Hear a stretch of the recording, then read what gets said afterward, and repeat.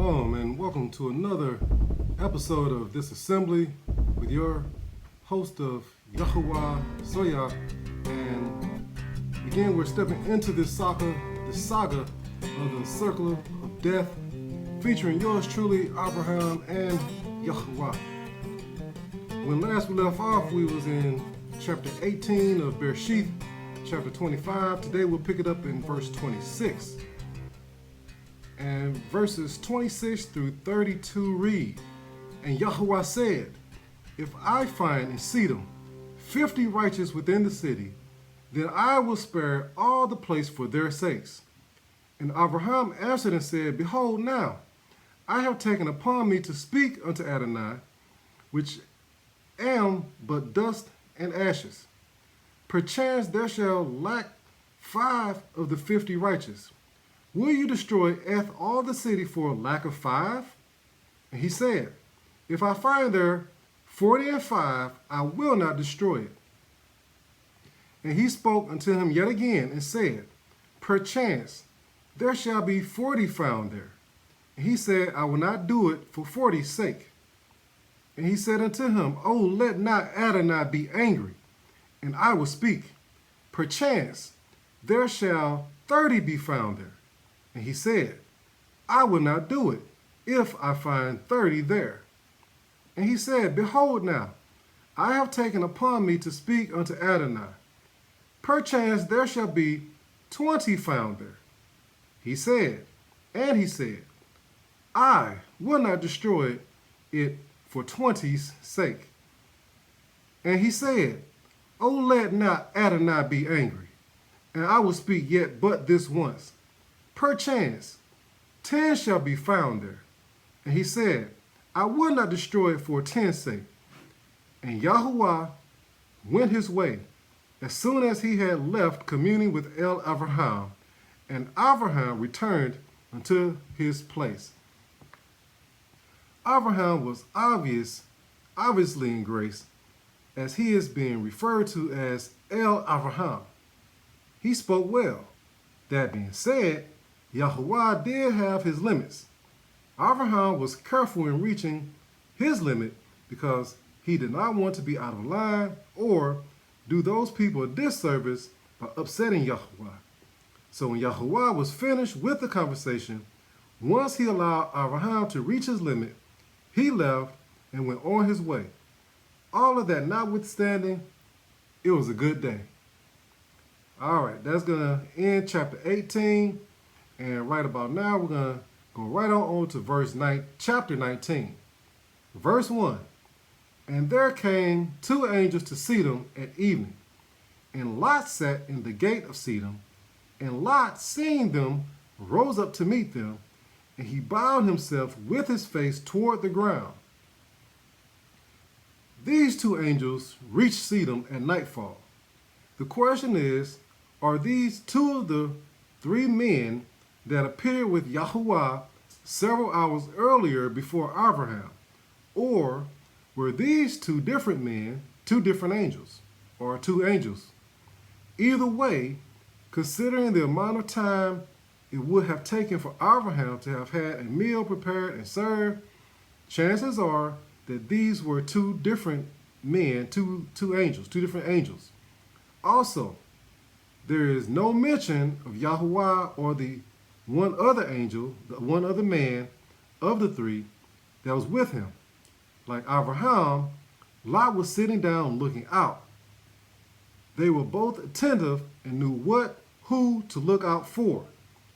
Judging by his reaction, he immediately recognized these 2 men, these 2 angels, as angels. Or should I say he recognized these 2 angels, these 2 men as angels. So, out of reverence for whom they represent, I assume is the reason he bowed. Also, he showed the utmost respect by not looking them in their eyes.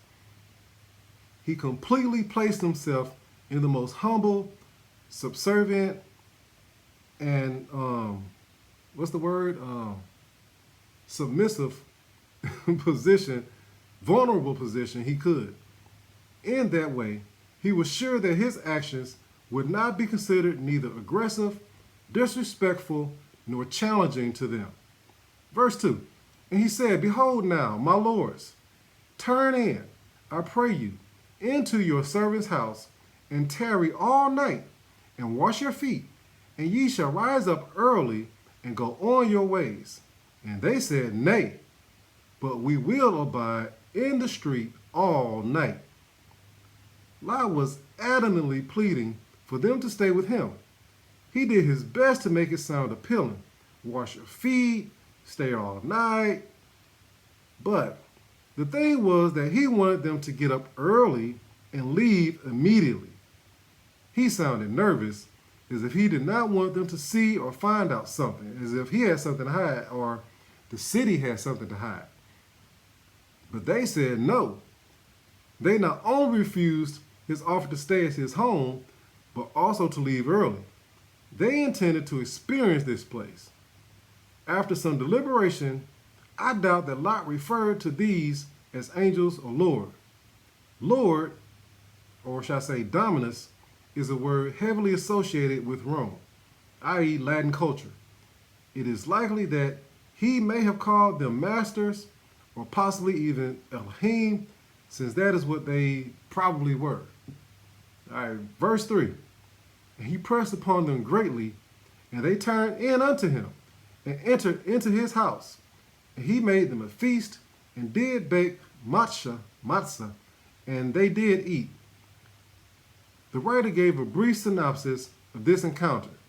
It sounds as though Lot had to do quite a bit of talking to finally convince these two angels to come in to his house. Seeing how it is written that he pressed upon them greatly, I may conclude that he was getting on their nerves so bad that they acquiesced, seeking relief from his bidding. He spent much time, just like Avraham did previously, to serve them. It does not say that Lot enlisted any help or will all he served to them to eat. A feast of just bread seems a little lacking. Verses 4 and 5. But before they lay down, the men of the city, even the men of Sidon, compassed the house round, both old and young, all the people from every quarter. And they called unto Lot, and said unto him, Where are these men which came into you this night? Bring them out unto us, that we may know them. This could easily have been close to midnight. They arrived after sunset. That would have given Lot a few hours to prepare some food, and for the neighbors to wonder why it was taking so long for these strangers to exit his home. And since this was before they lay down, that suggests that they finished eating and were ready to turn in. The writer's description of who came for these angels, these men, is disturbing. He said that the men of the city, and he also said even the men, as if to say, it was a sad thing that the men had come to do this thing that they had come to do. He was emphasizing that it was the men. All right, no females, no women. It was the men. All right. And since this was before they lay down, that suggests that they finished eating and were ready to turn in. The writer's description of who came for these angels, these men, is disturbing. He said that the men of the city, not a few men, not half, but all the men came. All the men from every part of the city in every age range came to get to know these men. What does that mean to you? Do you follow the customs, the actions, the traditions of others, the city, the nation, the world around you? Do you mimic their behavior to be part of the crowd? Do you blend in? Do you believe what they believe and justify it to yourself by use of the volume of others who you emulate? Whatever the situation here, every man came to Lot's house to take part in a mass sex act, a mass forced sex act, a mass raping. It does not sound as though they were confused about their gender identity either. They were men. As men, they were ready to use their individual and combine power and use that power to rape these men who were new to their city. Thereby, they called out and demanded Lot bring them out to them. Perhaps they thought Lot was with them having an orgy and felt he was holding out. Who knows? When you deranged and messed up like that, ain't no telling what you think. So let's have a brief talk about gender. By this point in your life, no doubt you have heard things like being a real man or a real woman. Forget that. At the point of conceptions, you became a real man and or woman. Depending on what your gender is, you was real at the moment of conception. There is nothing you need to do to bolster the point. Nothing. It does not matter how you or anyone else feels, and you should have read my the assembly newsletter about feelings. Does not matter how you or anyone else feels about you as a man or woman living soul. Let me include that in there. You're a living soul. At the point of conception, you were either a man or woman. And when you were born, everyone could see the attributes that attested to that fact. But some say, I feel like a woman. I don't feel like a man. Let me say, it does not matter what nonsense drove you to say what you feel like as far as your gender is concerned.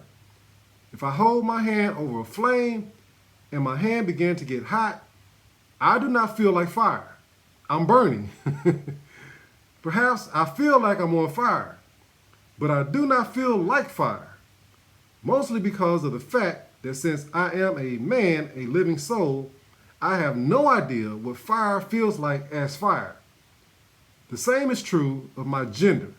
I can listen to and touch every woman on the planet and could never truly say that I feel like a woman feels.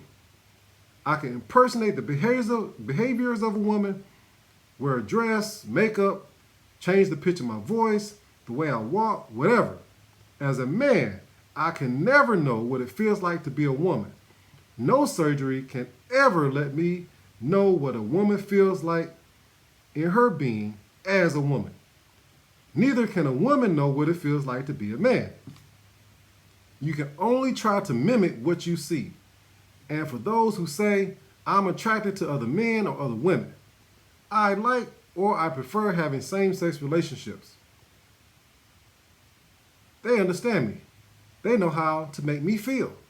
Here's the thing. Having the type of relationships with another or others of the same sex is an illustration of a depraved mindset that resulted in perverse behavior. Whatever you think caused that depravity, get over it. Forget about how you feel and accept what you are, a man or a woman, living soul. As was the case here, these men accepted that they were men. Whatever depravity drove them to want to rape other men aside, they knew that they were men, at the least. Verse 4 says, all the people from every quarter.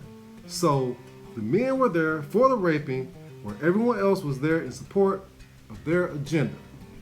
And I hope you support my agenda in ending this episode and tune in for the next episode, because as you can see, we're only 5 verses in and this is already becoming quite the series. So stay tuned for another episode of this assembly. I'm your servant of Yahuwah Soya, saying enjoy this good day.